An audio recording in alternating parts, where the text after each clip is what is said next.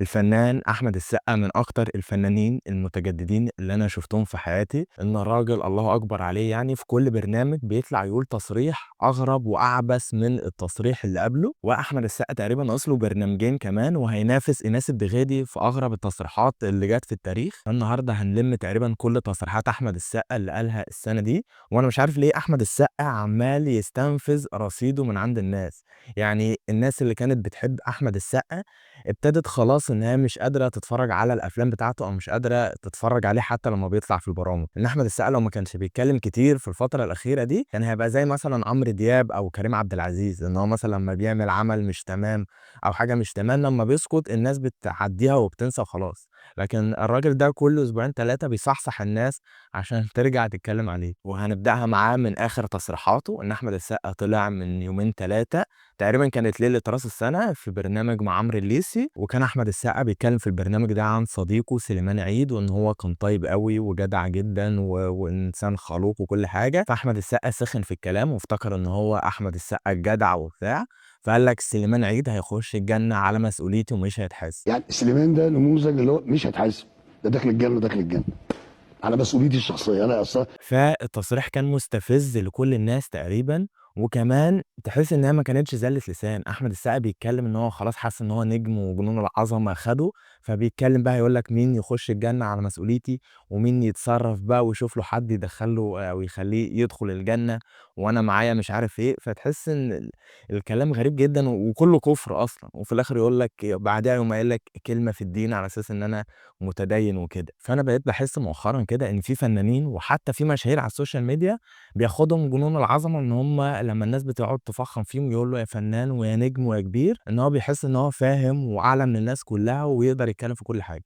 فتلاقيه بالدين يخش يهبط لك أو يتكلّم في الدين، سياسة هيخش يكلّم لك في السياسة، فن حدث ولا حرج هيقعد يعمل لك أفلام ما يعلم بها إلا ربنا، ومش هتلاقي أي حد دلوقتي من الفنانين أو من رئيس النقابة هيطلع يقول لك إيه اللي بيقوله أحمد السقا ده وإيه التخريف ده، وإزاي يقول مين يدخل الجنة ومين يدخل النار، مع إن لو في حد مثلًا شيخ طلع قال لك إن في فئة مثلًا دي مش هتخش الجنة أو إن هي اتكلم في الدين أو أي حاجة هيقولوا له أنت إزاي تكفّر الناس، وأنت هتدخّل الناس الجنة والنار على مزاجك، وإزاي تقول كده وبتاع، لكن السقا عشان جدع جدًا هيدخّل كل الناس الجنة أو كل أصحابه الجنة يعني. وثانيًا إن كل الناس اللي مكتوب لها تدخل الجنة هي داخلة الجنة برحمة ربنا مش بحد تاني، وبعد الكلام اللي السقا قاله ده اللي ريحته حد واكل كرنب وعمّال يدّيها، سمعت كلام إن أحمد السقا قال إن هو حزين ومتضايق إن الناس اللي عمّالة تنتقده أو تتكلم عليه وإن هو مش مسامح حد، تتخيل أحمد السقا هو اللي مش مسامح حد؟ ونفس الحوار هو بتاع أحمد السقا اللي حصل من شهرين لمّا محمد صلاح في ليفربول قعد دكة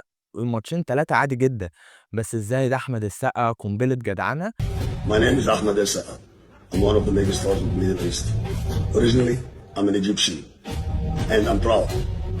قام عامل فيديو عبيط جدًا يعني خطاب شديد اللهجة لرئيس نادي ليفربول والمدرب، إن إزاي تقعّد كينج مصر وفخر الكريسماس الحاج حمص الله دكة وده ما ينفعش وبتاع، وكان متضايق جدًا، فالناس قعدت تحفّل عليه عادي والطبيعي، ما حدش شتمه، هو الناس زي ما إحنا عارفين إن هم بياخدوا الحاجات بهزار، فقام بعديها طلع قعد يقول أنا حزين وكلم عمرو أديب قال الناس شتمتني وأنا مش مسامح، وهو ما حدش شتمه، هو عمل زي علاء مرسي مع محمد طاهر الناقد، لمّا اتريق أو هزّر على الفيلم بتاعه، قام قايل لك ده في ناقد مش عارف إيه شتمني بأمي وأنا مش مسامح وبتاع وما حدش شتمه، هو السقا ناخد نفس الscript قال لك الناس شتمتني وأنا حزين ومش متضايق وإن أنا دي بسلامة نية عشان الجدعنة بتاعتي يعني فياضة وكل الحاجات دي.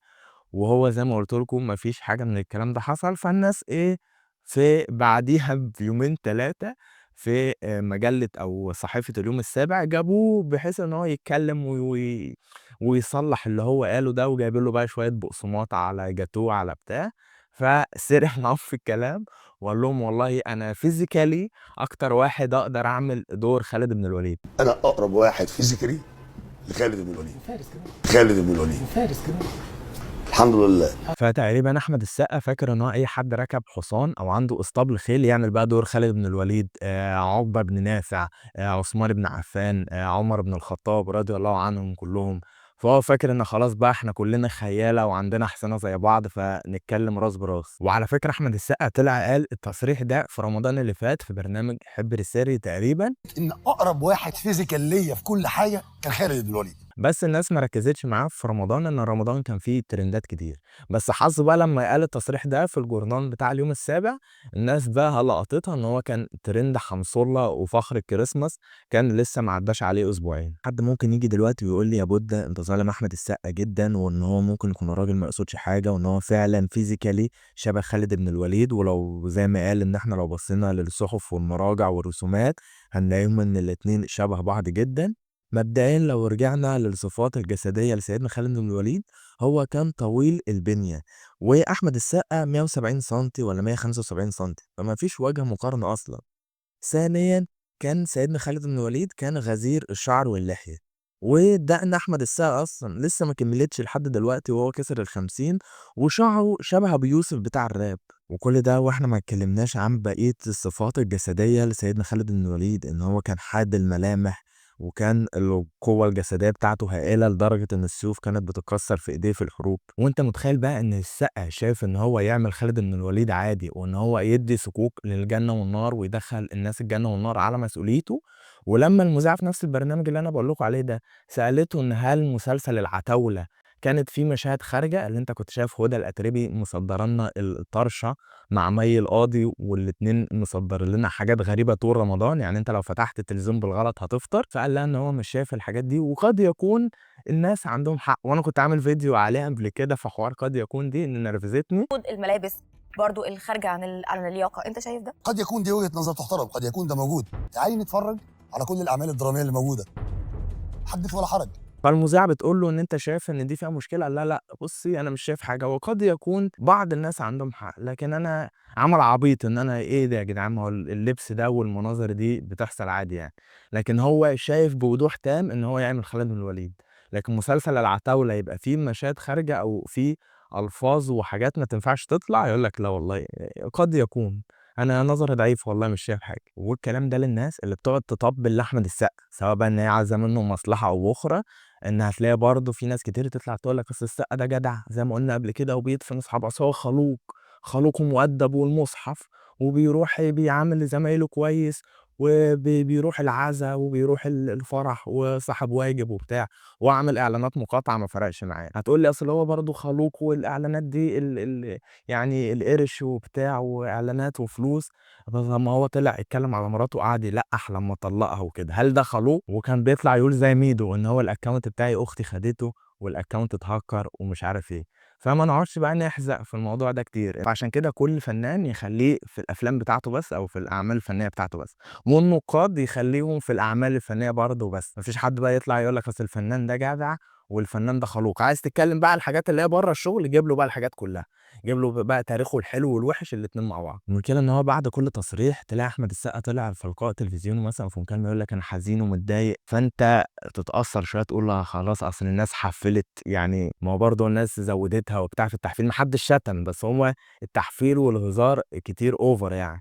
زي برضه لما كانوا بيهزروا على محمد شاهين في المسلسل بتاع السنه اللي فاتت، يا دوب تبتدي تتعاطف مع احمد السقا يعني جزء تلاقيه قال تصريح غريب. فمن بعد مرتين ثلاثه، يعني هو من بعد المكالمه بتاعت لما طلع مع عمرو اديب وقال ان هو متضايق، في ناس يعني خلاص قال لك لا وبرضه السقا وليه تاريخ وعمل ابراهيم الابيض ومش عارف ايه. ظرف بعدها تصريحين وقال ان هو حزين ولا بقى حد فارق معاه اي حاجه، والناس طنشته. وفي الاخر عايز اقول كلمتين للناس اللي عماله تطبل لاي فنان عمال على بطال. انت فكك من الحوارات دي، في فنانين وفي ناس نقاد والحاجات دي بيطبلوا للفنانين ان هم بيبقوا عايزين مصلحه منهم. لكن انت لما تطبل مثلا لاحمد السقا انت مش هتبقى من العشرة المبشرين بالسقا، ففكك من العبط ده، فاهمني؟ وبس كده يكون لمينا شويه من تصريحات السقا اللي حصلت السنه دي. ان انا كان كل شويه يطلع يقول تصريح اقول ربنا يسامحه مش هيتكلم وبتاع وحصل خير، يقوم ظرف كمان تصريح اقول خلاص يا جدعان ده برضه احمد السقا. بعد كده حسيت ان لا بقى لازم اطلع اقول او اتكلم في الموضوع ده. وبس كده يكون الفيديو بتاعنا خلص. يا ريت لو الفيديو عجبك ما تنساش تعمل لنا لايك وشير للفيديو وتشترك في القناه لو انت لسه ما اشتركتش.